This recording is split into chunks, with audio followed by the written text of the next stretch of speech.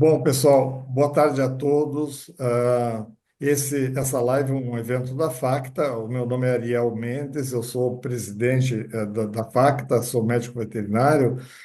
Trabalhei bastante tempo na BPA, fui diretor técnico, fui presidente da então UBA na época, fui presidente também da União da Associação Latino-Americana de Avicultura. Junto conosco vão estar também o Bruno Pessamilho, que é médico veterinário, formado pela Universidade Federal Rural do Rio de Janeiro, né? E antes de entrar no ministério, ele trabalhou na iniciativa privada, trabalhou em granja de matrizes, né? E tem uma vasta experiência. Ele foi no Ministério da Agricultura coordenador do PNSA, que é o Programa Nacional de Sanidade Avícola, durante vários anos, né? E, e também, então, tem uma larga experiência sobre a questão, porque boa parte aí do que a gente tem hoje de plano de prevenção, plano de contingência, o Bruno participou ativamente da organização ou da elaboração desses planos. Vão estar conosco também a Sula, aqui a Sula é zootecnista, ela é formada também pela Universidade Federal Rural do Rio de Janeiro. Ela trabalhou, tem um doutorado na Exalc, né, na área de bem-estar animal, trabalhou com poedeiras na época. A Exalc é a Escola Superior de Agricultura de Luiz de Queiroz, de Piracicaba. Aí ela trabalhou na iniciativa privada, trabalhou durante vários anos na BRF, e depois foi para a BPA e atualmente ela é a diretora técnica da BPA, está acompanhando esse caso aí diretamente. Estão conosco também aqui na sala o Silvio Húngaro, que o Silvio ele é diretor financeiro da Facta e vai nos ajudar aí com as perguntas, né? Estamos programando uma live de 40 a 50 minutos, né? Então não vai ser uma coisa muito longa. E as perguntas, por favor, a gente depois no final vai abrir uma sessão de perguntas, então vocês façam, por favor, as perguntas no chat, tá? E o Silvio vai nos ajudar com isso, selecionando algumas perguntas ali para serem respondidas. Então, para dar início, eu gostaria de agradecer primeiro a participação da Sula, a participação do Bruno e também a participação aí do Silvio. Acaba de entrar também ali mais um diretor nosso, né, que é o Anselmo, né, que é diretor da Facta. E, a participação do público. O último número que me falaram aí que estávamos com 571 pessoas ligadas, já deve ter aumentado um pouquinho esse número. E estão conosco também as meninas que trabalham lá na Facta, a Carla, a Elidiane e a Cleusa. Então, para darmos início logo, eu vou fazer a primeira pergunta para o Bruno. Bruno, está todo mundo ansioso para saber o que está acontecendo e quais são as providências que foram tomadas até o momento e em que ponto estamos com relação a esse caso, né, a esse surto de influenza aviária, o primeiro em aves comerciais ocorridas no Brasil. Precisamos ressaltar isso aqui. Ocorrida numa granja de matrizes, né, no Rio Grande do Sul, no município de Montenegro. Então, Bruno, por favor, faça aí uma atualização sobre em que pé que estão as coisas lá, no Rio Grande do Sul.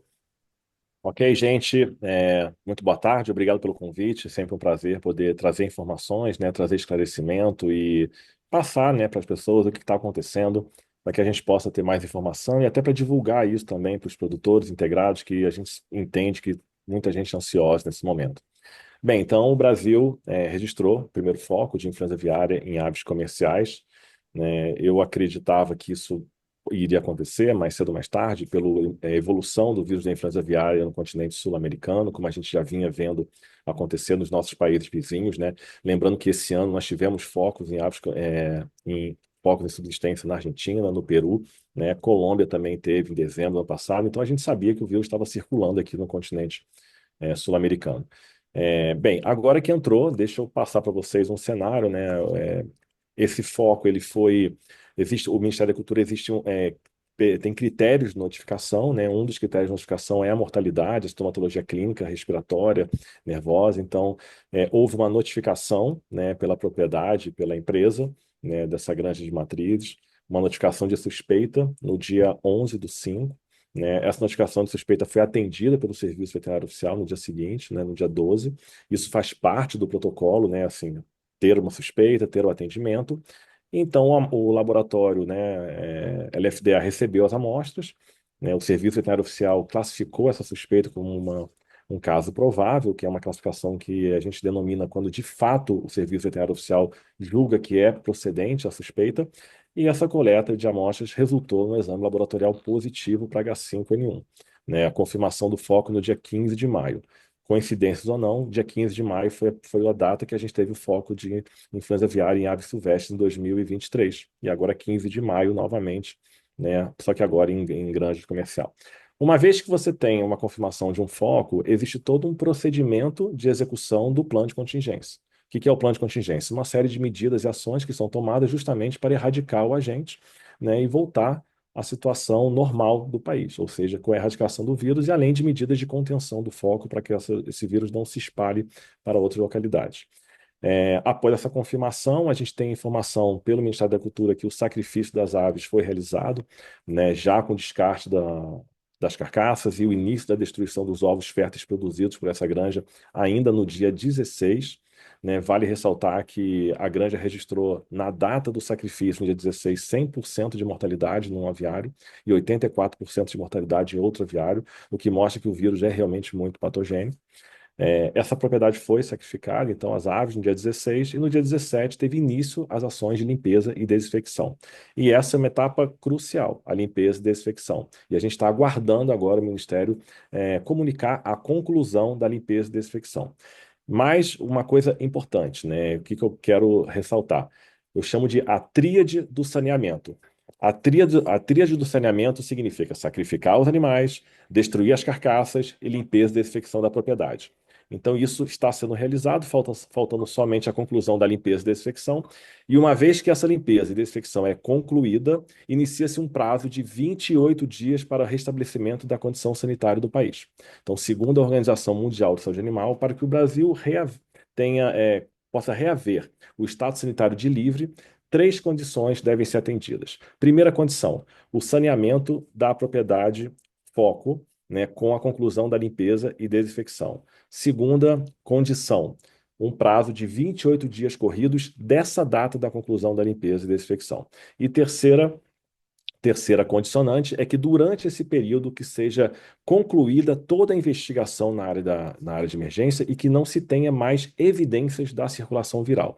Ou seja, concluída a limpeza da desinfecção, contando-se 28 dias e concluindo toda a vigilância, o Brasil pode, então, solicitar, né, reconhecer internamente, né, o foco como encerrado e a gente pretende, então, voltar à normalidade. Se tudo der certo, o Ministério confirmando entre hoje e amanhã, ali quando foi concluída a limpeza da desinfecção, a gente espera que essa normalidade possa vir, né, com o encerramento do foco ali na segunda quinzena de junho, algum desses dias. Então, a gente está nessa etapa de evolução, né, com a propriedade aguardando aí a limpeza e desinfecção.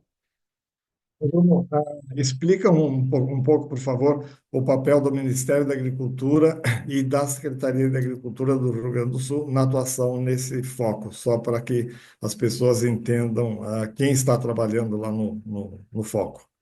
Quando a gente tem um foco de uma doença emergencial, como a influenza aviária, quem toma a frente na coordenação e condução do evento é o Serviço Veterinário Oficial, né? Composto aí, então, pelo Ministério da Agricultura e lá no Rio Grande do Sul pela SEAP. Então, são esses órgãos que coordenam e fazem todas as ações necessárias. Eles coordenam as ações. A iniciativa privada participa também, apoiando, né, ali com mão de obra, com recursos também, mas a condução é pelo Serviço Veterinário Oficial. O Serviço Veterinário Oficial vai colocar em prática aquilo que ele já definiu no plano de contingência. Então, o Brasil tem um plano de contingência para influenza aviária e doença de Newcastle. Nesse plano de contingência existem todas as ações que devem ser desencadeadas desde a suspeita até o encerramento do foco. E o que o Ministério agora está fazendo é seguir, né, esse protocolo de erradicação, né, com as equipes a campo. Então, o Ministério e o órgão estadual colocam pessoas lá que vão verificar as ações, que vão coordenar as ações, que vão definir o que pode, o que não pode ser feito. A gente sabe claramente que numa situação de influenza aviária nem tudo está ali exatamente previsto no documento. Então, existem coisas que precisam ser definidas na hora e a gente tem as equipes, né, aí, composta por diversos profissionais, epidemiologistas, veterinários, técnicos, especialistas em biosseguridade. Existe todo um time que vai coordenar as ações. E aí, quando a gente fala em influenza aviária, né, e plano de contingência, a gente tem que pensar que um plano de contingência ele tem quatro grandes objetivos. O primeiro objetivo é a contenção da disseminação. E quando a gente fala em contenção da disseminação, isso na prática significa a restrição do trânsito. Então, aqui a gente pode ver o Serviço Veterinário Oficial atuando diretamente na definição das barreiras sanitárias, nas interdições de vias e rodovias que necessitem ser interditadas próximas ao foco, verificando o que pode sair, o que pode entrar da área de emergência e quais as condições para isso, ou seja, as ações de contenção. Depois, as ações de erradicação, que é justamente a depopulação, a destruição, né, das carcaças, do material, da matéria orgânica e a limpeza da infecção. Então, o Ministério também, junto com o órgão estadual, acompanha e supervisiona a execução desses procedimentos. E, claro, coloca pessoas também disponíveis para atuar, para ajudar nos procedimentos. A terceiro objetivo de um plano de contingência é mitigar o risco para as demais propriedades que estejam na região, para que elas possam continuar operando dentro de uma normalidade, assim, dentro de novas regras, mas sem parar a sua operação. São medidas de mitigação de risco para diminuir o impacto econômico das demais propriedades. E, por fim, o quarto objetivo é restabelecer o status sanitário.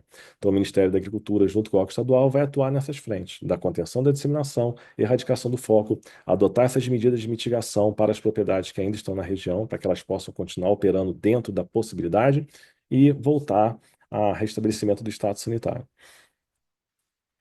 Bom, eu vou passar para a Sula agora. O Bruno falou em plano de contingência e plano de prevenção. O setor privado participou ativamente, né, Bruno, da definição desses planos aí, e existem protocolos também no setor privado. Sula, fala um pouco, por favor, sobre as ações que a UBA tem tomado, a BPA, desculpa, tem tomado, com relação a essa questão do Rio Grande do Sul. Obrigada, Ariel. Boa tarde a todos. Não é errado falar UBA, porque foi desde a UBA e depois desde a BPA ainda na sua gestão que a gente vem trabalhando, né, Ariel? E esse plano de contingência do ponto de vista do setor privado vem sendo trabalhado, então, desde essa época, quando você mesmo criou aqui o GPIA, né? O GPIA, Grupo Especial de Prevenção de Influenza Aviária, que, de certo modo, veio consolidar as ações do setor privado já com um reconhecimento, uma participação direta junto ao Ministério da Agricultura. Então, no GP, a gente começou a fazer levantamento de todas as necessidades de movimentação daquilo que cabe ao setor privado, desde a verificação dos fundos estaduais, né, das questões relacionadas às indenizações, em relação à necessidade de EPIs, o cálculo, né, daquilo que era necessário, e de ações especialmente voltadas à manutenção dos negócios, que aí culmina com o pedido de renegociação de alguns certificados sanitários que ainda mantinham o requisito de país livre, né? Ao passo que a gente foi vendo a evolução da doença em nível global, a gente entendendo que haveria espaço e, de certo modo, isso faz jus àquilo que é determinado pela Organização Mundial de Saúde Animal, que se poderiam trabalhar, então, a possibilidade de zoneamento. Então, nosso trabalho, por último, junto ao Ministério da Agricultura, para além do trabalho voltado à revisão e atualização do plano de contingência, e, em especial, um documento adicional que eu acho que é muito importante, que é o chamado POP de trânsito, né, que é o documento que fala das orientações gerais sobre o que pode transitar ou não. Sobre isso eu pediria ao Bruno, inclusive, para ajudar a detalhar um pouco mais. E também, no que tange a questão dos mercados, um trabalho muito importante foi esse subsídio ao mapa sobre a revisão dos mercados mais relevantes e prioritários para a revisão desses certificados sanitários. Então, infelizmente, até hoje, tem alguns países que fazem requisitos de Brasil livre, a gente sabe, né, e alguns deles estão, então, mantendo esse tipo de posicionamento, mas alguns outros avançaram para a aceitação aí de uma regionalização ou zoneamento. Então, isso tudo tem hoje permitido a manutenção do restante, né, das áreas livres do Brasil, se referindo então aí, quando há restrições apenas ao raio determinado para a zona de emergência, para a área de emergência, ou, no caso, no máximo aí, ao estado, né? Isso vai depender um pouco da determinação e daquilo que o país importador requer. Então, esses tipos de trabalho, né, dentro do que nos cabe, junto ao setor privado, além de uma ação direta de educação, de comunicação, para a prevenção, que é no que a gente sempre insiste, que é o melhor caminho para a gente lidar com esse problema. Ótimo, Sula. E só relembrando aí também que a BPA tem um plano bem robusto de comunicação, né? O acordado entre o Ministério da Agricultura e a BPA é que somente as duas entidades, o Ministério e a BPA, devem falar, até para evitar informações desencontradas, porque como o Bruno ressaltou no início da fala dele, né? você está- Estamos trabalhando sempre com as informações oficiais, né, do Ministério da agricultura, né? E Sula, também que você mencionou a GPIA, né? Só lembrar aí que esse grupo tem se reunido praticamente, ele está em reunião quase que permanente, acompanhando, né, o desdobramento do caso e pela importância que isso representa para o nosso país, né? Exato, Ariel, perdão, mas só para complementar, além do próprio GP, nós temos um grupo especial de crise que faz uma avaliação de pontos mais sensíveis, né? Porque a gente tem algumas decisões, às vezes, muito estratégicas que têm que ser definidas num grupo menor.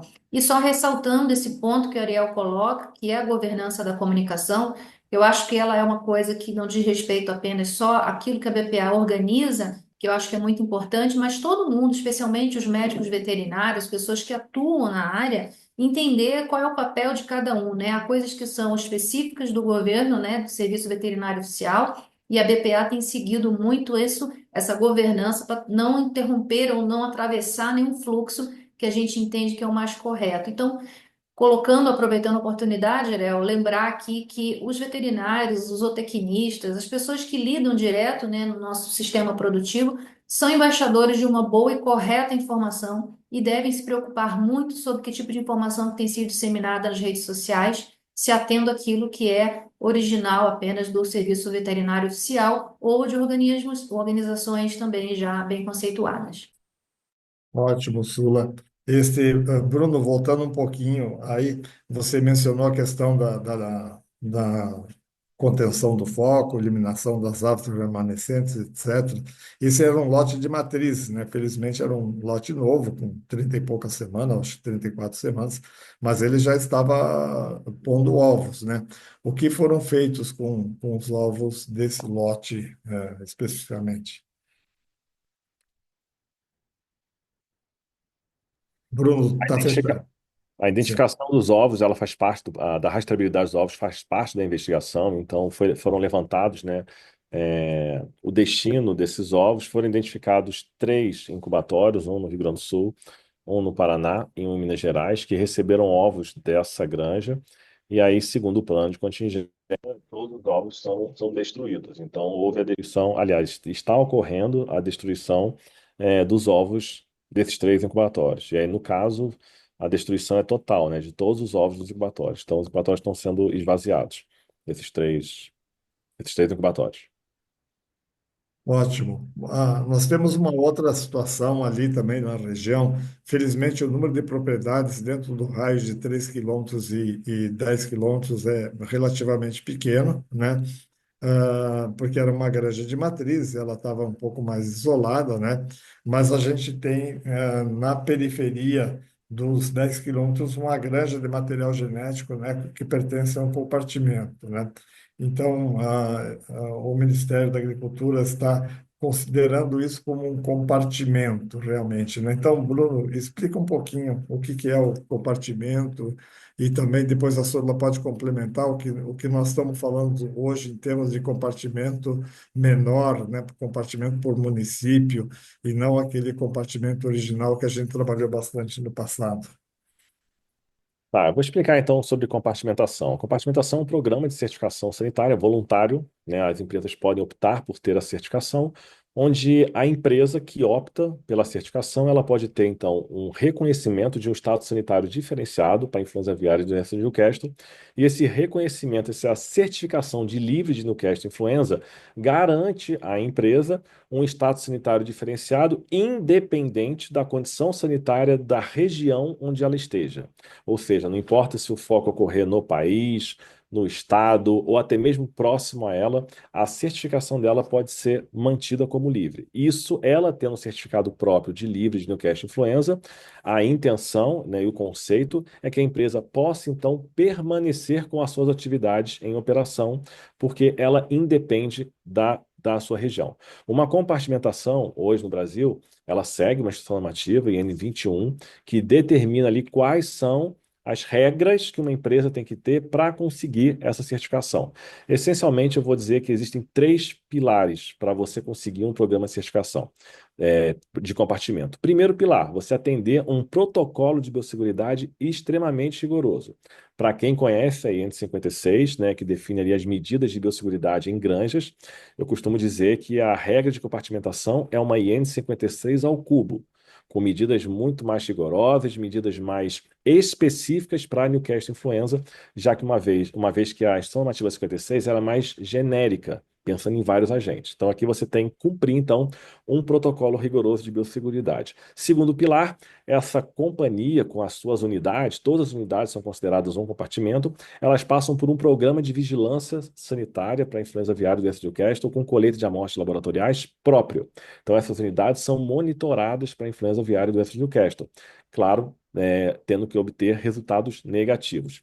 E o terceiro pilar é uma auditoria oficial, uma auditoria do governo, né, Ministério da Cultura, os órgãos estaduais, que vão avaliar, auditar se essas medidas de biosseguridade estão de fato sendo implementadas, se os resultados laboratoriais estão negativos. Então, diante disso, considerando que a empresa tem um protocolo de biosseguridade, tem resultado laboratorial negativo, está sendo auditada, fiscalizada e tudo está funcionando, o certificado dela como livre é mantido. Então, se uma granja num raio de 10 quilômetros ou próxima tiver um foco de influenza aviária, isso, por conceito, não deve interditar essa propriedade, ainda, claro, né, que ela entre, adote algumas medidas adicionais de biosseguridade, ainda que provavelmente o Ministério vai solicitar maior frequência nas monitorias laboratoriais dessas unidades, mas com isso ela consegue manter a sua produção e a saída de seus produtos. No caso dessa empresa específica, ovos férteis, né? Saindo para o incubatório. Ótimo, Bruno. Antes de passar para a Sula aqui, gostaria de lembrar que estamos com mais de 1.000 pessoas assistindo e parece que o sistema está bloqueando. Tem algumas pessoas, talvez pelo número, não estão conseguindo entrar. E um outro aviso também é que as perguntas podem ser feitas pelo chat. Então, depois, ao final, a gente vai responder algumas perguntas. Antes de passar para a Sula, eu gostaria só de esclarecer que esse programa, eu acho que isso é importante, porque mostra a importância da nossa avicultura brasileira. Esse programa de compartimentação foi gestado aqui no Brasil.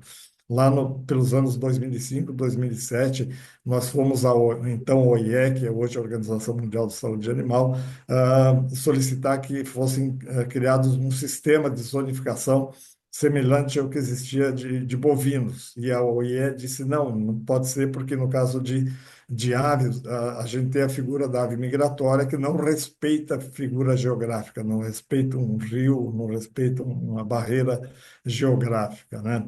E aí, então, eles decidiram elaborar, criaram lá um grupo de trabalho e criaram uma proposta de um programa de compartimentação.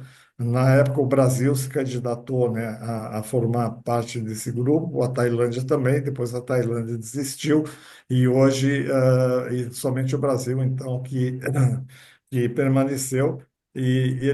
Recebemos na época visitas, várias visitas do pessoal da Organização Mundial de Saúde Animal, que acompanhou esse projeto, né, no decorrer do projeto, e hoje todas as casas genéticas de aves estão compartimentadas, né? Então a gente entende que isso é um ganho importante, porque A gente sabia ou imaginava que um dia isso ia chegar aqui no Brasil, a influenza aviária, mas o Brasil hoje, além de ser um grande produtor e exportador de carne de frango, é um exportador de material genético também, né? Então, com o programa de compartimentação, o pessoal da genética consegue continuar exportando. Agora, Sula, hoje nós já estamos falando também em compartimentos menores, né, por município, no raio de 10 quilômetros e tal. Os Estados Unidos trabalharam um pouco com isso também, quando tiveram os casos deles lá. Então, explica um pouquinho a questão do compartimento hoje, o que que a BPA negociou com os países importadores aí, quando falou de país livre ou zona livre ou compartimento livre. Por favor. Exato, Ariel. Aí, nesse caso, a gente vai realmente chamar de zona, ou zoneamento, ou regionalização, tá? Geralmente, o zoneamento ele é um termo usado na Organização Mundial de Saúde Animal e regionalização acaba sendo muito utilizado na OMC, tá? Mas elas têm o mesmo significado. Logicamente que hoje a gente está trabalhando, então, com zoneamentos ou regionalizações diferentes, né? Então, esse zoneamento que foi definido ali pelo Ministério da Agricultura no raio de 10 quilômetros em torno do foco, é um zoneamento reconhecido pela OMSA, mas não necessariamente é uma determinação desse raio de quilômetros da OMSA. É uma convenção que os países membros da OMSA adotam. Alguns adotam, então, e acaba a gente falando que é regionalização, alguns espaçamentos maiores, né, como municípios, outros pelo estado, alguns em quilômetros, né, como alguns mercados fazem isso. Então, por isso que a gente tem que ter esse entendimento bem claro, né, e bem colocado pelo Bruno, que os compartimentos hoje no Brasil a gente tem apenas das casas genéticas, né? E aí, então, elas conseguem de fato isolar tudo aquilo, né, que vai configurar o seu controle de todas as operações dentro de um mesmo estado sanitário, tá certo? Aí, Bruno, aprendi direito com você? Perfeito, Sula. Os compartimentos do Brasil são de casas genéticas, né? Essa mobilização, as casas genéticas hoje são compartimentos do Brasil, porque elas dependem também desse trânsito interestadual, não somente para exportação, como já exportam material genético, mas também para o trânsito interestadual.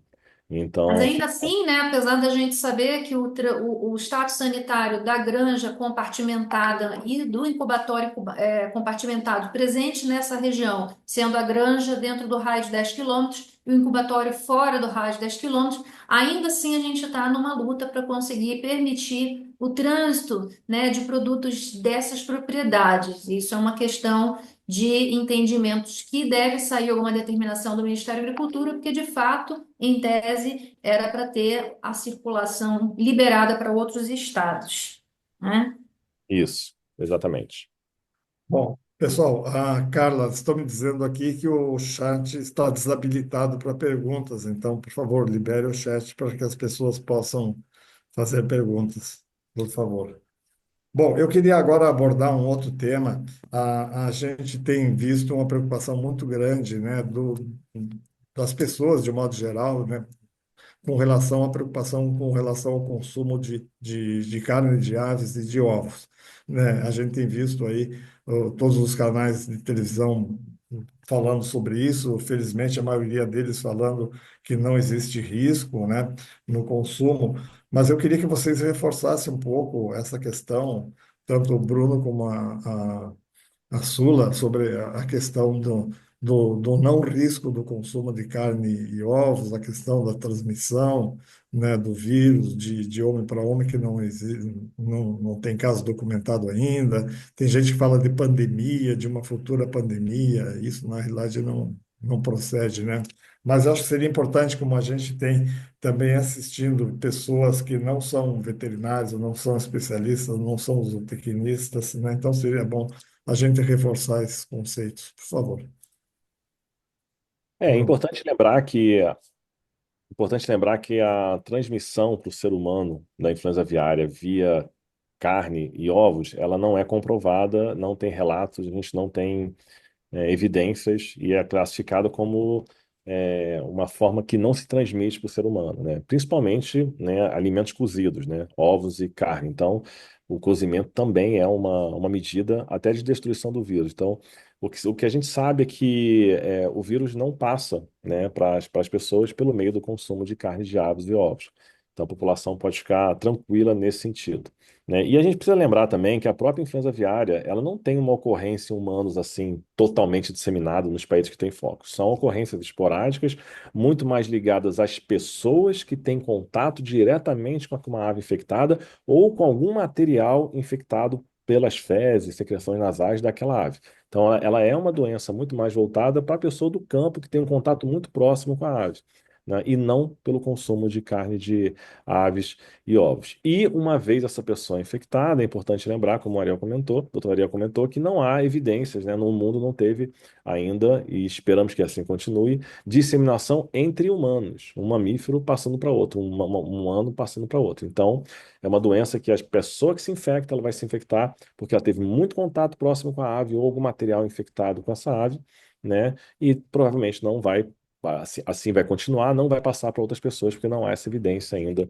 dessa, dessa possibilidade do vírus.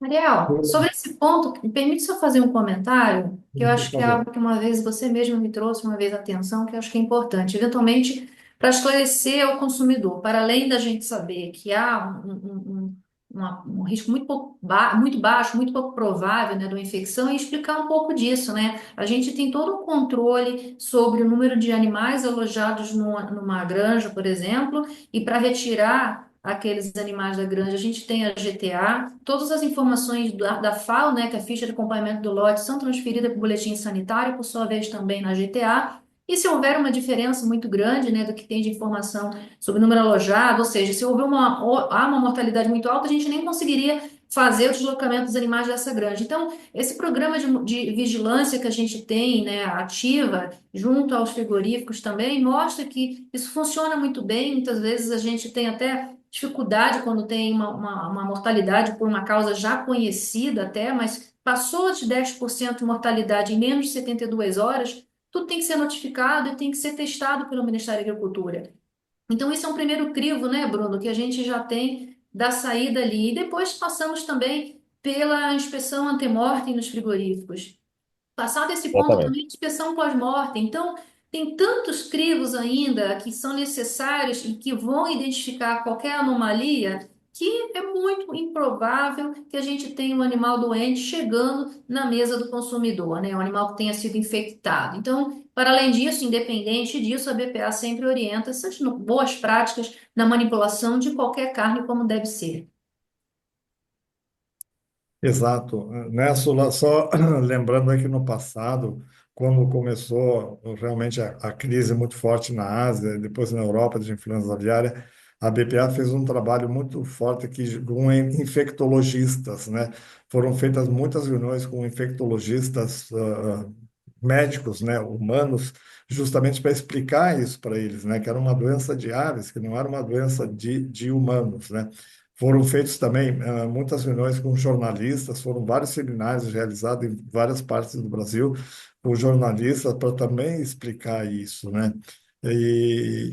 Infelizmente, mas as coisas vão mudando, né? As pessoas vão entrando pessoas novas aí no mercado e tal, e às vezes surge alguma coisa aí, alguém falando que existe risco, mas na realidade esse risco não existe, né?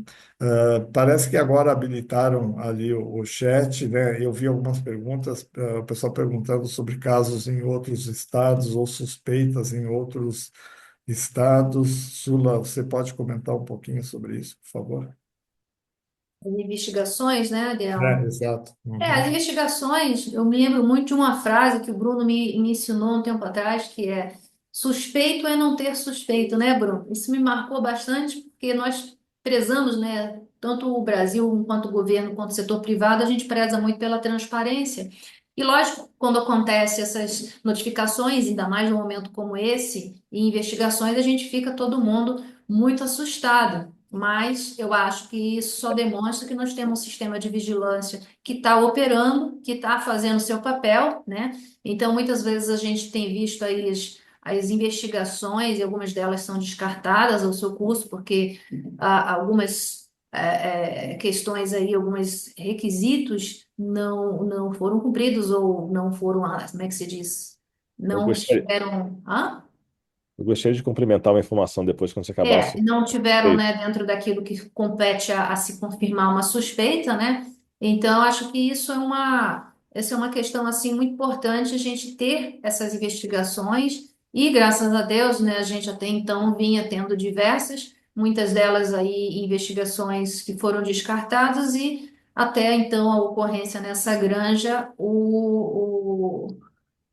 somente essa confirmação em aves comerciais, né, Bruno? Mas pode falar que eu acho que você traz melhor essa questão, até porque você atendeu muita situação e me lembro de você falar de é, alguns números na época. quando a gente levanta os dados de investigações no Brasil, gente, se a gente pegar o dia 1º de janeiro de 2023, que foi o ano que o Brasil registrou seu primeiro foco de influenza aviária, e pegar até a data de hoje, dia 19 de maio de 2025, só para vocês terem uma ideia, o Ministério recebeu 3.267 notificações de suspeitas de influenza no Castro. 3.267, né? E foram transcorridos de lá para cá 869 dias, o que dá em média no Brasil 3,7 a 3,8 suspeitas por dia no Brasil. O que significa isso? Que é normal. É normal ter suspeitas em atendimento. Por quê? Porque os critérios de notificação são mortalidade alta, e a gente sabe que muitas coisas causam mortalidade alta, né? 10% em 72 horas, não somente fatores biológicos, né? Doenças, mas também questões de manejo. A gente tem sintomatologia clínica, respiratória, nervosa, digestiva. Quem trabalha com aves sabe que várias outras doenças causam essas questões. Então, assim, o Brasil registrou mais de quase, né, 3,8 suspeitas por dia. Então, nesse exato momento, nós temos 6 suspeitas em andamento no país, segundo fontes do Ministério da Agricultura, o que é normal. Então, assim, eu falo assim, suspeita é não ter suspeita. Num país com uma avicultura enorme, né, o maior exportador do mundo, com aves em grande quantidade, você não ter nenhuma ave espirrando, nenhuma ave com estomatologia, isso sim seria o anormal. Então, a gente não tem que se desesperar quando eu vejo matéria assim. Acabei de ver uma matéria. Ah, tem uma suspeita em andamento no estado tal. Gente, diariamente. Isso acontece, isso é rotina do Serviço Veterinário Oficial ter procedimentos de suspeitas, coleta de amostras. O Ministério da Agricultura teve, de 1º de janeiro até hoje, né, de 2023, 1.041 coletas de amostras, 1.041 casos, né, o que daria quase 1,2 coletas por dia.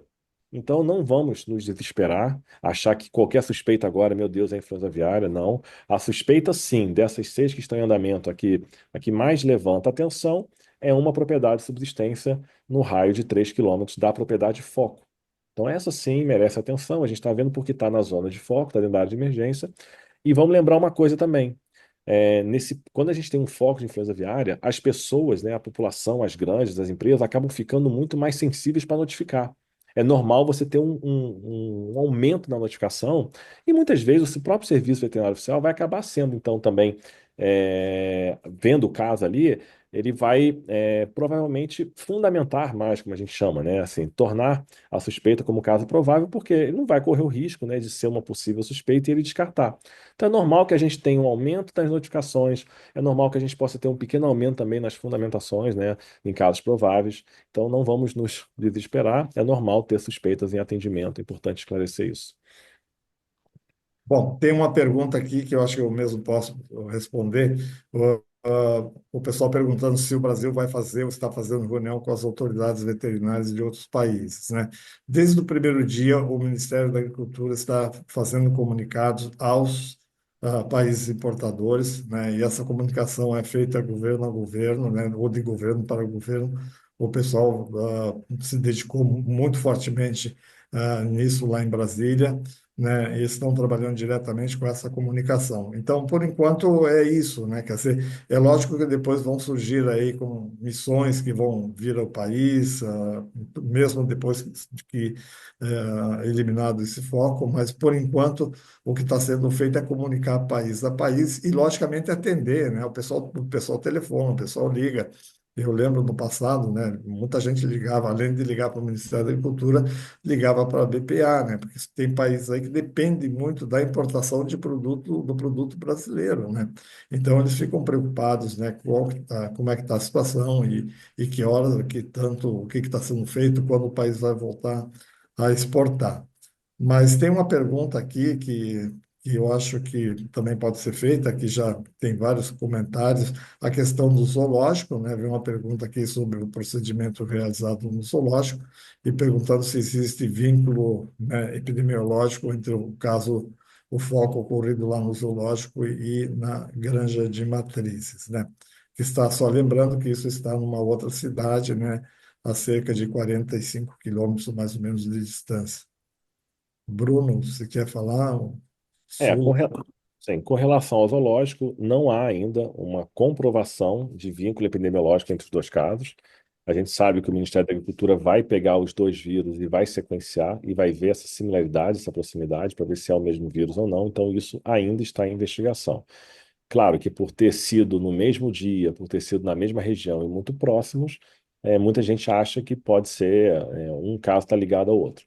A gente pode pensar também que uma mesma população migratória estivessem com várias aves infectadas, uma parte das aves foi para um lado, outra parte foi para os outros, né, para o outro lado naquela região, e você pode então não ter necessariamente um vínculo ligado ao outro, mas uma população migratória original com circulação viral em vários animais. Então, isso ainda está em avaliação, não há uma evidência com relação a isso. Com relação ao sacrifício das aves do zoológico, isso quando a gente quando a gente entra no campo de animais silvestres, em cativeiro, isso não necessariamente aplica essas mesmas exatas medidas previstas no plano de contingência. Isso pode ser avaliado individualmente, caso a caso, e os epidemiologistas vão avaliar o grau de risco que as aves em cativeiro estão.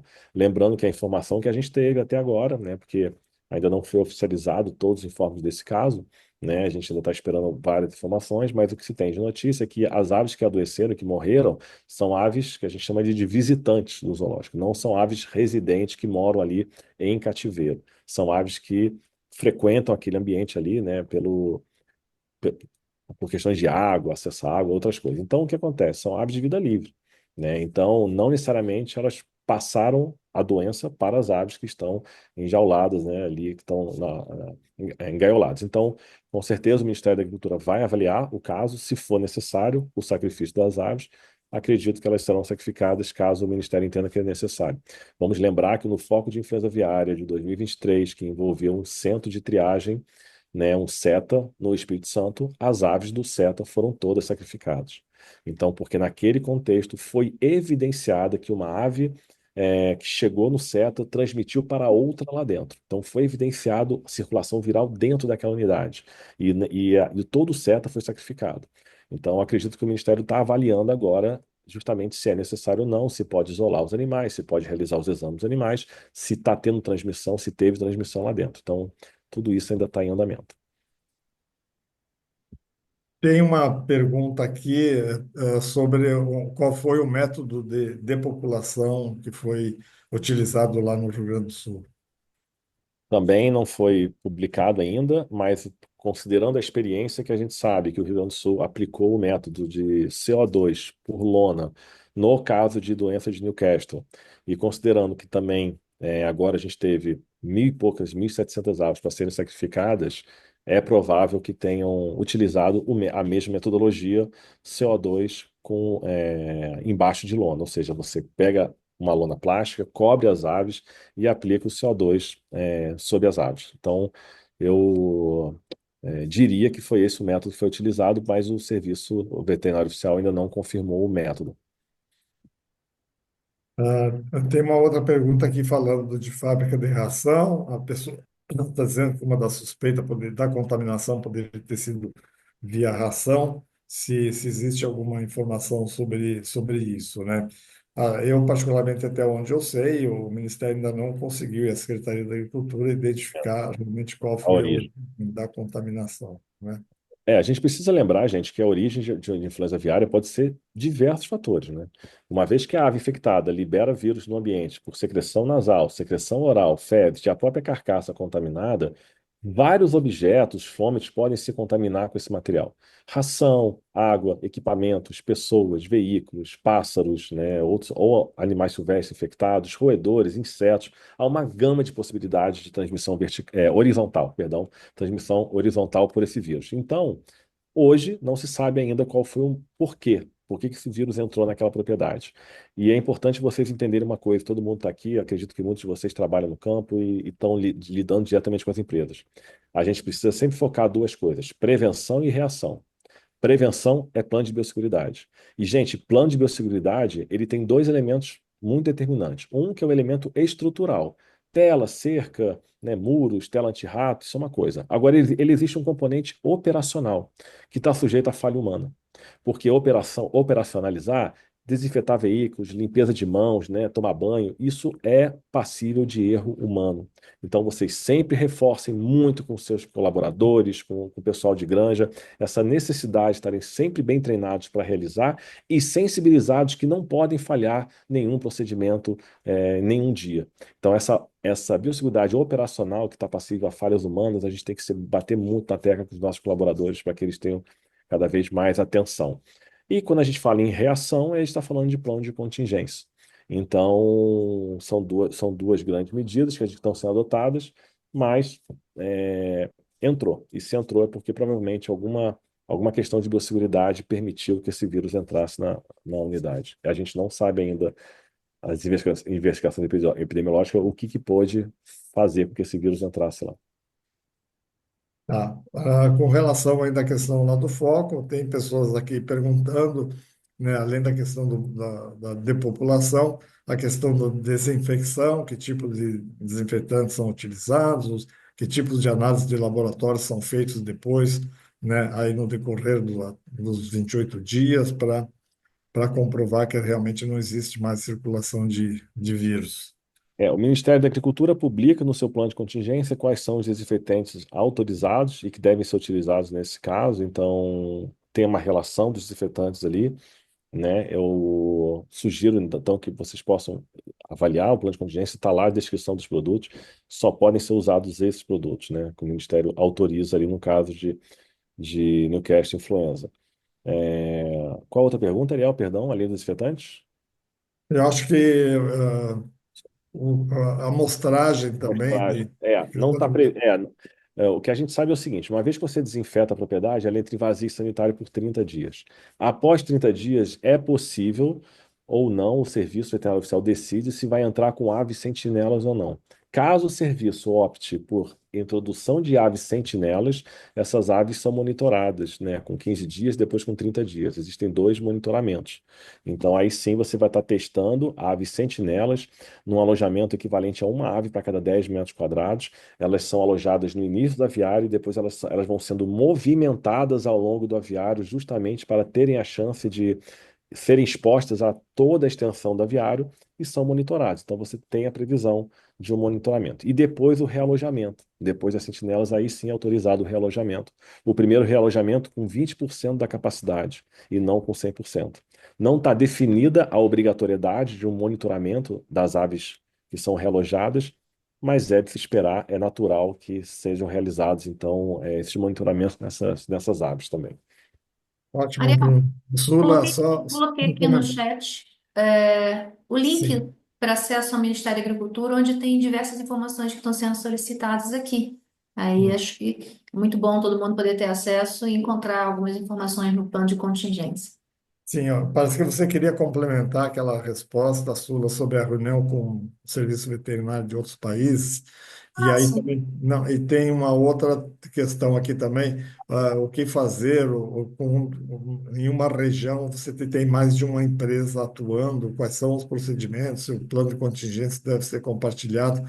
Então, fala um pouquinho sobre isso, Sula, que na realidade é uma coisa que a gente trabalhou muito, né? Que É insistiu que verdade. cada empresa tivesse seu plano de contingência, né? Exato, Ariel. Então, com a parte do plano de contingência aí que você falou por último, é importante cada empresa ter o seu e cada estabelecimento ter o seu, porque cada estabelecimento, cada granja tem sua particularidade. Lógico que alguns procedimentos são incomuns, né? A Bruna colocou aqui há pouco, mas a gente tem trabalhado muito no incentivo de que cada empresa e cada granja de uma empresa tenha o seu próprio plano, porque existem algumas particularidades que precisam ser definidas para essa propriedade, né?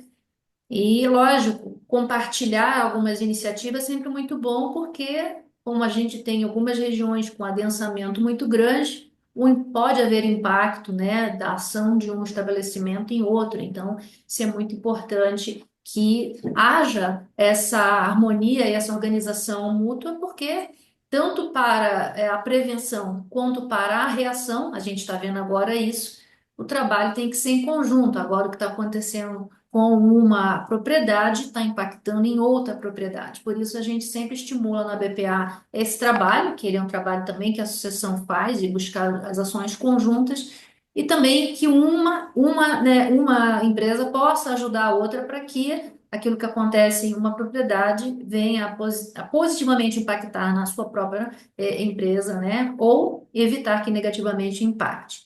Com relação, Ariel, à questão aí, se o mapa vai reunir os países, aí vai depender de cada situação. A gente nem tem falado muito sobre essa questão da reação dos mercados, porque não existe nada muito fixo ainda, né? De imediato, lógico, o Ministério da Agricultura envia uma notificação, uma nota, né, para além de enviar a notificação para a Organização Mundial de Saúde Animal, OMSA, também faz via embaixadas a todos os países parceiros essa informação, dando esclarecimentos, né? Então, até que essas comunicações se estabeleçam, muita coisa vai via documentação. Eventualmente, alguns países pedem reunião, mas o momento é um momento ocupado muito por as questões de documentações, eventualmente alguma reunião ou outra. Então, por hora do que a gente tem conhecimento, e a gente tem trabalhado muito nessa abordagem junto ao mapa, é identificar se algum país não recebeu a notificação, não recebeu a nota do mapa, se algum país ainda está com dúvida ou precisa fazer algum esclarecimento, né? Porque, infelizmente, uma coisa é o que está nos certificados sanitários, nos acordos firmados, e às vezes o que acontece na prática é um comportamento diferente que vem trazer para a gente aí alguns transtornos. Então, o mapa publica um ofício circular conjunto que é atualizado diariamente. Esse ofício circular conjunto traz as informações pertinentes ali aos certificados sanitários ou aos protocolos firmados entre as partes e orienta, né, para quais destinos pode sair produto de todo o Brasil ou se pode sair somente das zonas livres, quais são as zonas de restrição aplicadas pelos países importadores.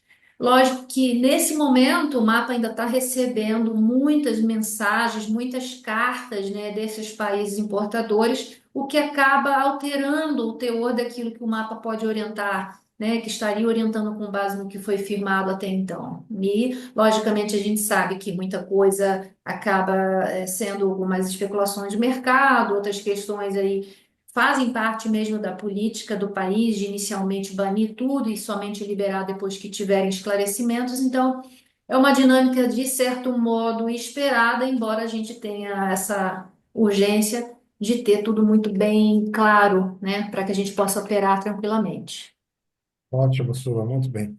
Temos uma pergunta aqui que eu acho que o Bruno pode responder. A pessoa está perguntando quais as monitorias laboratoriais aplicadas nas propriedades dentro do raio de 7 10 quilômetros. Bruno, são a vigilância das visitas que são feitas, etc. Explica só mais um pouquinho. Você já falou lá no início alguma É, coisa, mas só para reforçar, para ficar bem claro.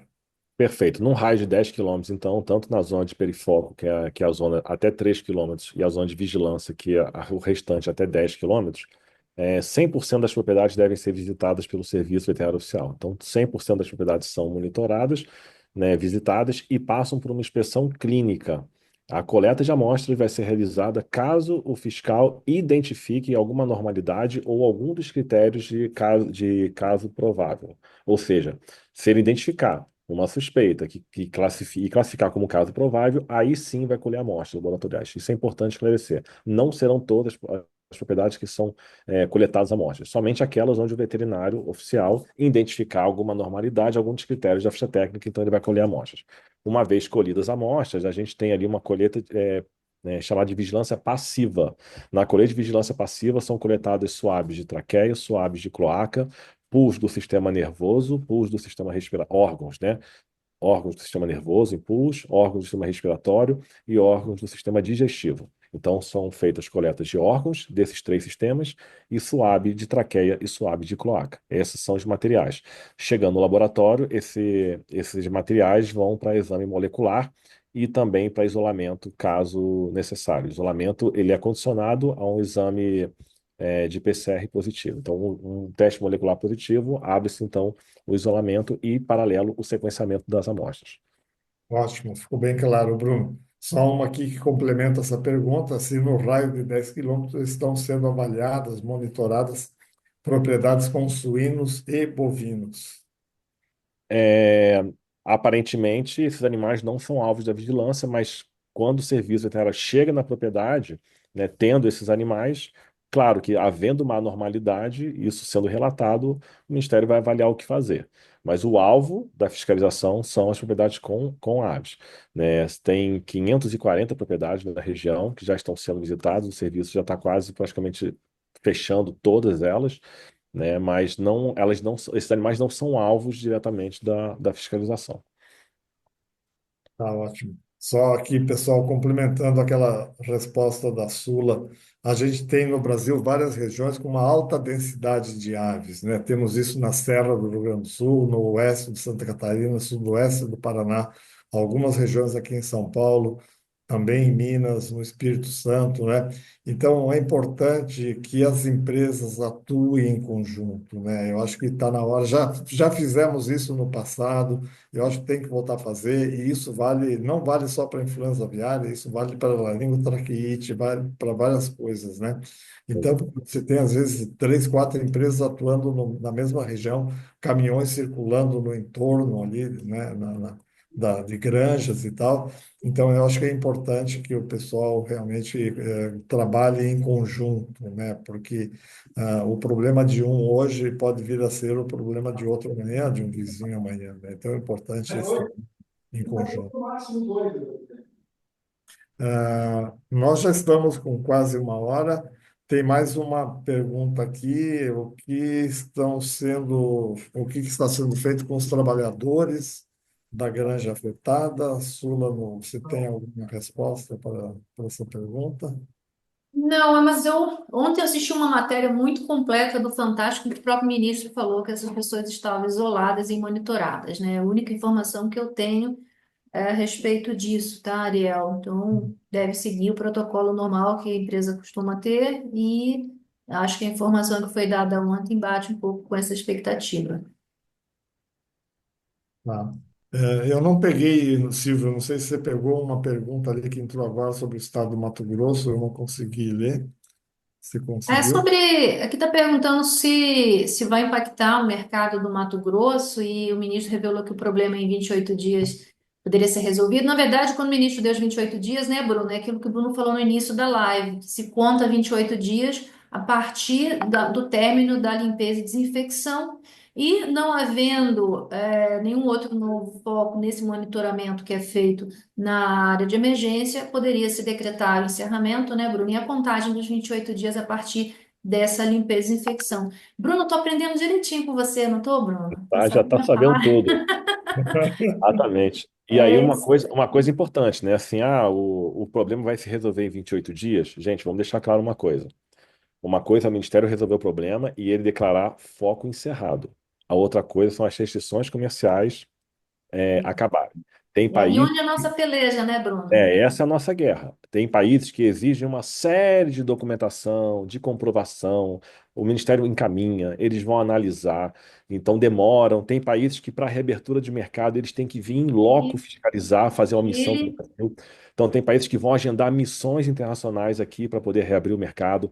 Então, depende muito dos países, né? Infelizmente, a resolução do foco internamente não significa é, a a suspensão, né, de todas as barreiras que estejam sendo impostas. Então, isso também é um processo de negociação, e aí cabe lembrar que o Ministério da Cultura tem uma Secretaria de Relações Internacionais que está totalmente focada para isso, se relacionando com os adidos agrícolas, né, também levando informações. O Ministério, a Defesa do Campo, gera informações, essas informações vai para a Secretaria de Relações Internacionais, que leva essas informações para os nossos parceiros comerciais, justamente para trazer essa tranquilidade, essa transparência para que essas reaberturas de mercado sejam feitas o quanto antes.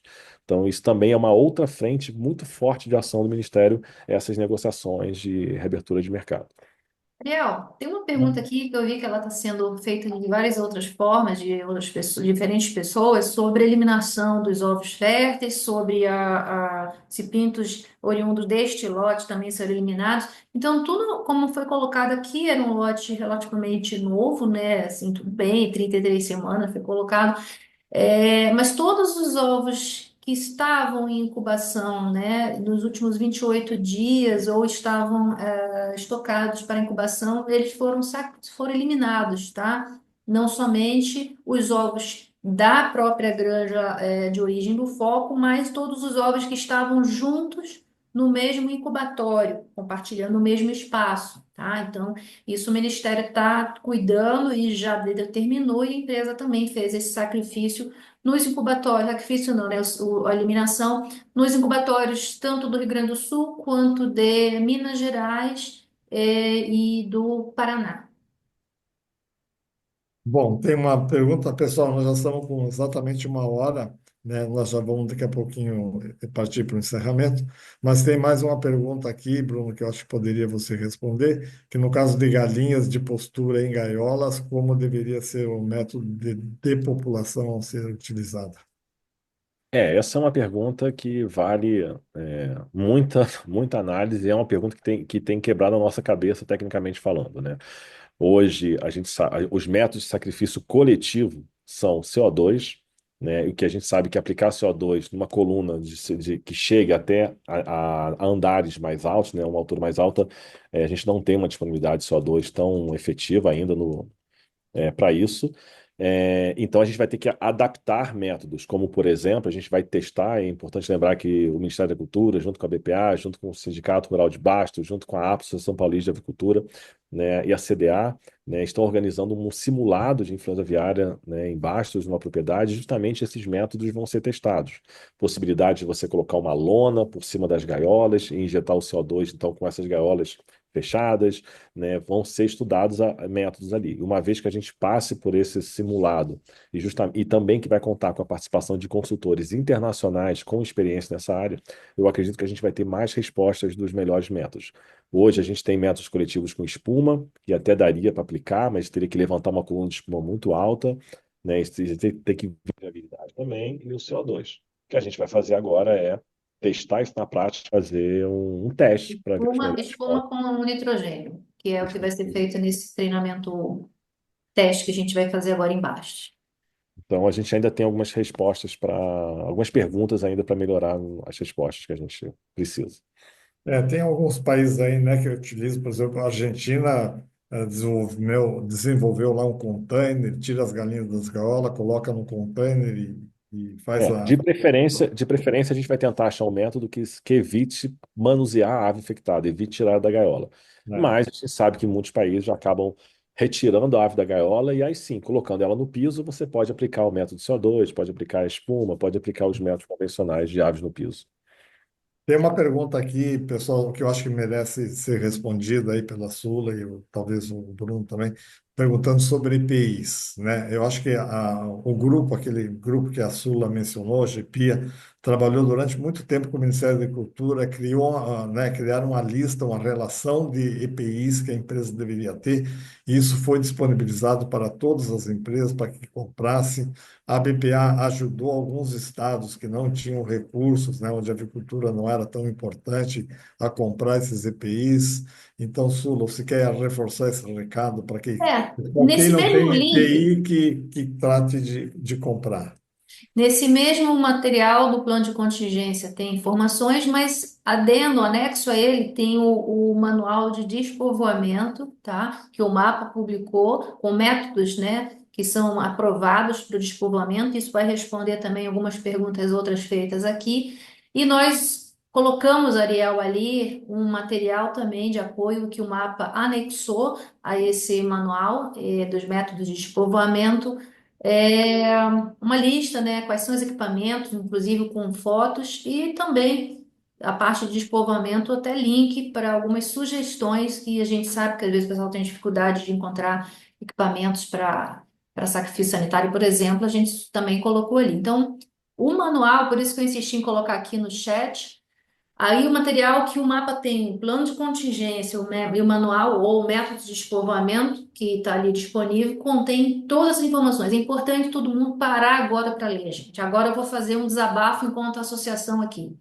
Às vezes a gente tem muita dificuldade de que as pessoas parem para ler as orientações, quer sejam oficiais ou que a gente prepare enquanto a BPA. Então é muito importante, que eu sei que todo mundo no dia a dia tem muita coisa para ler, para ver, mas agora não dá para deixar passar. Todo mundo precisa pelo menos saber onde que se encontram as informações. Isso aí é importantíssimo. Ter de cabeça, ninguém é obrigado a ter, mas saber onde encontra determinada informação que é importante é muito crucial a gente ter. Então, atentem aqui, coloquei no chat o link, e ali vocês têm muitos documentos, o pessoal do mapa se organizou para deixar disponível, ainda a época do Bruno ainda atuando, que nos orientou também como que a gente poderia fazer a parte que a gente trouxe, viu, Ariel? Então, tá tudo pronto. Infelizmente, né, a gente vinha já se preparando, a gente tinha que fazer isso. Então, hoje, posso dizer que felizmente a gente também não está sendo pego desprevenido. Tá tudo aí. O nosso plano de comunicação também, tudo.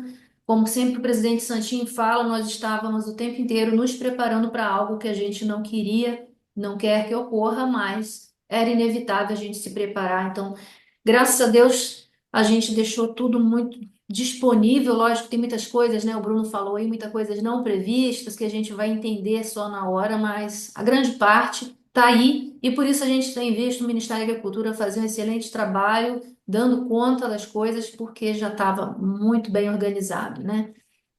Na realidade, Sula, esse trabalho vem sendo feito desde o início dos anos 2000, né? Quando tivemos aquele surto de influenza aviária no Chile, acendeu uma luz amarela aqui.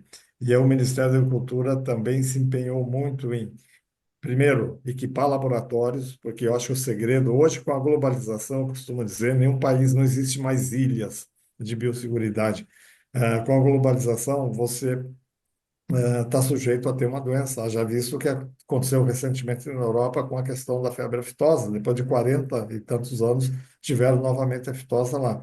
Então, o que a Organização Mundial de Saúde Animal quer e os importadores querem saber é se o país tem condições de fazer uma detecção rápida, se tem veterinários treinados para atuar na erradicação dos focos, né? E isso eu acho que nós temos. E aí as pessoas me perguntam: o Brasil está preparado? Eu diria que sim. Temos alguns gargalos? Ainda, talvez alguns gargalos e tal. Mas, de modo geral, eu acho que o país está preparado para lidar com essa enfermidade, né? Então, mas eu não sei, Bruno e Su, vocês queriam fazer mais algum comentário sobre isso, um eventual gargalo que vocês gostariam de ressaltar? Porque depois a gente já vai partir para o encerramento. Com relação a essa pergunta, eu recebo constantemente: o Brasil está preparado? Gente, eu acredito sim, eu acredito que estamos preparados, estamos enfrentando o foco de uma forma tecnicamente correta, né? Depois, nas mensagens finais, eu quero falar um pouco sobre isso também, mas assim, a gente está enfrentando o foco como ele tem que ser enfrentado, né? Com os tempos correndo exatamente dentro do protocolo normal de se esperar. Então, isso já aconteceu no primeiro foco de Newcastle ano passado e vai está acontecendo de novo.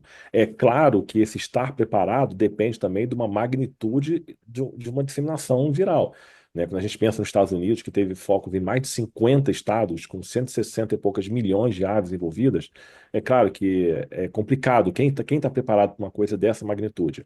Mas dentro de uma razoabilidade, dentro de uma previsibilidade do que a gente espera, um foco ocorrendo, né, esporádico aqui e ali, que até que se possa ter outras disseminações. Eu acredito sim que a gente consegue atuar da maneira correta e fazer o que tem que ser feito.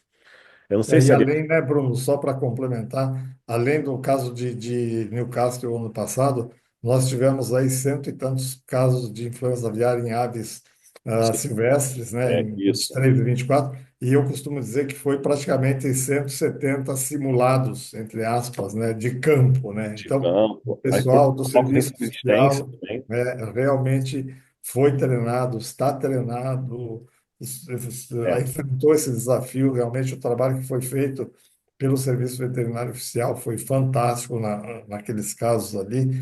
E o serviço e o setor privado também atuou muito forte, né, de uma maneira muito muito produtiva, né? Fazendo reuniões, chamando prefeitos, reunião com produtores, reunião com sindicatos. Então, eu acho que tudo aquilo serviu de aprendizado e isso é um upgrade no nosso preparo, né?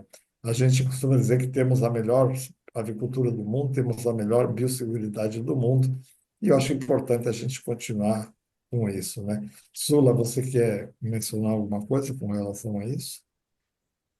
Olha, não, acho que a gente, de fato, eu acabei de dizer, né, que a gente, de certo modo, se sente preparado, mas a gente nunca está tão preparado para tanta coisa. Nós somos um grande player mundial, exportamos para mais de 150 destinos. Mencionei antes, né, que tem algumas surpresas, algumas questões muito mais voltadas de mercado e, enfim, faz parte da premissa do mercado com relação à enfermidade, outras que são questões aí meras de comunicação.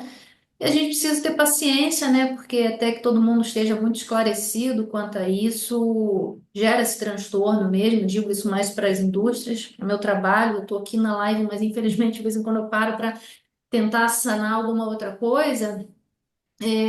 Acho que, de certo modo, a gente demonstrou, né? A gente, por mais duro que seja, a gente foi muito privilegiado, vamos dizer assim, pelo fato de, ao longo desse tempo, a gente ter vivenciado o problema dos países vizinhos inicialmente, depois o problema de aves migratórias e as aves silvestres aqui no Brasil infectadas. Isso a gente já fez um pequeno ensaio, né? Porque alguns mercados na época fecharam, outros voltaram, mas já deixou a gente mais alerta. Algumas perguntas começaram a surgir, inclusive gerou aí o POP de trânsito, alguns outros documentos que foram melhorando a partir dessas situações. Depois, o caso de Newcastle também, que foi um outro ensaio que a gente acabou tendo ali a oportunidade, por mais duro que ainda seja para o Rio Grande do Sul e para as empresas que ali permanecem sem poder exportar para alguns mercados. Mas também foi uma outra oportunidade que o próprio Rio Grande do Sul teve para poder se organizar e hoje a gente está vendo esse trabalho de excelência que tem sido feito. Então, eu considero de fato que ainda assim estamos, apesar de toda a dificuldade, a gente tem tido essa oportunidade de se organizar melhor. Lógico, né? Muito prejuízo para todo mundo que está envolvido direta e indiretamente, né? Às vezes a gente pensa, isso é um problema dos grandes empresários, das grandes indústrias. Não, nós trabalhamos numa sistema integrado em que a gente tem pequenos produtores envolvidos e às vezes até o hotel de uma cidade, um restaurante de uma cidade, ele é impactado por um negócio que deixa de existir, né? Então acho que todo mundo tem que ser muito consciente do seu papel, da importância. Biosseguridade é um papel de todos nós. Hoje a gente estava aí numa live, também nós mantivemos a live do grupo PPA de prevenção de peste suína africana, outra doença muito preocupante para a gente, e a gente sabe que os consumidores, as pessoas viajantes que são o tempo inteiro transitando, os veterinários que estão vindo de fora, pessoas ligadas à manutenção, essa questão de fluxo de pessoas, ela é muito importante, né? Então a gente tem, todo mundo aqui tem um papel. Então, aproveitar para deixar esse recado, no site da BPA há informações importantes, informações fidedignas que têm seguido à risca aquilo que o Ministério da Agricultura tem publicado, a gente não quer se antecipar e não deve se antecipar, né? Então, no site da BPA também e no site do Ministério onde eu coloquei, recomendo ali como fontes de informações que a gente tem buscado fazer o melhor para todo mundo, tá? Ótimo, Sula. Eu acho que Sula vale como ter os comentários finais, né? E eu pediria então para o Bruno que fizesse os comentários finais para a gente poder encerrar. Bruno, por favor. A gente, rapidamente, algumas mensagens, né? A gente precisa correr contra o tempo para estarmos cada vez mais preparados nos planos de contingência. Eu venho falando isso em diversas palestras, em associações, eu dou palestra. Então, muito se trabalhou na prevenção, nos planos de biosseguridade. Agora a gente tem que dar ênfase na reação, nos planos de contingências, planos completos, bem descritos, que retratem a realidade da empresa, que a empresa saiba o que fazer, com lista de fornecedores, equipes treinadas. Então, se preparem para reagir, não somente na prevenção, reagir. Claro que a gente não pode cair a prevenção. Biosseguridade sempre elevada ao extremo, né, no sentido de adotar as medidas de mitigação de risco dentro da propriedade para os riscos de influenza aviária e agora também nos preparando para reagir. A gente vai ser demandado. Esse vírus provavelmente pode eventualmente ocorrer em aves silvestres no Brasil. A gente tem que estar preparado para eventuais focos. E para encerrar, eu queria mandar uma mensagem, né, dos meus antigos colegas de serviço veterinário oficial, dizer que eu desejo a vocês muita força, muita resiliência, né, nesse momento, muita energia. Sei da capacidade técnica da equipe do Rio Grande do Sul, tanto do Ministério da Agricultura como da SEAP, e confio muito no trabalho deles. Sei que eles estão desempenhando um trabalho muito, muito bem feito, desde a suspeita, notificação até todas as ações sanitárias. Então, não há dúvidas quanto à capacidade da equipe do Rio Grande do Sul para resolver esse problema, né? Então, Exato, Bruno, eu ia até corrigir minha fala, pelo hábito que eu tenho de falar sempre Ministério da Agricultura, mas a secretaria ali, o SEAP está fazendo, né, a grande contingente de pessoas e trabalho é à frente do SEAP, né, lembrar isso, que é corrigir na minha fala que o Ministério da Agricultura é lógico, mas grande aplauso aí para o pessoal do SEAP, pessoal das secretarias, isso, dos estados também, que são direto ali na lida, estão de Né? parabéns. Como o exatamente. Bruno disse no início, né, isso aconteceu com o pessoal do Espírito Santo, né, a agência do Espírito Santo, o pessoal do ENA aqui em São Paulo, nos casos de, né, Ah, de aves silvestres. Então, o Rio Grande do Sul também, Santa Catarina, que teve uma atuação muito boa lá na época, né, e foi um aprendizado, né. espetacular. Pessoal, infelizmente a gente vai ter que terminar. Tem algumas perguntas aí. Depois eu vou conversar com a Sula. Sula, o que eu estava pensando aqui é a gente criar dentro, ou na BPA ou na Facta, uma maneira lá, um formulário para perguntas, né, que a gente possa responder. Eu sei que vocês estão aí sobrecarregados na BPA, lidando na frente de batalha, né? Mas se for o caso, a gente pode até criar isso lá na Facta, que a gente tem um corpo técnico grande e a Ótimo. gente pode ir respondendo algumas perguntas aí. Se Ó, vocês a gente toparam, a gente, contribui. A né? gente A gente contribui, pode. Ariel, claro. Aham. E aí, o que depender de uma coisa mais oficial, uma resposta mais oficial, a gente passa para vocês. Mas eu converso com você depois sobre isso para ver como a gente pode operacionalizar isso, né? Perfeito, Ariel. Obrigada pela oportunidade que a Facta e pelo trabalho que você sempre faz, me orientando aqui na BPA também, orientando a gente, dando as dicas de acordo com a sua experiência da melhor forma de condução do trabalho. Então, todo o meu agradecimento é ao Bruno, né, meu parceiro aí, mestre, que tem ajudado a gente sempre, não tem lado A, lado B, sempre esteve junto com a gente. Muito obrigada por isso, Bruno. Obrigada, Ok. equipe da Facta. Tamo junto, Muito gente. bem.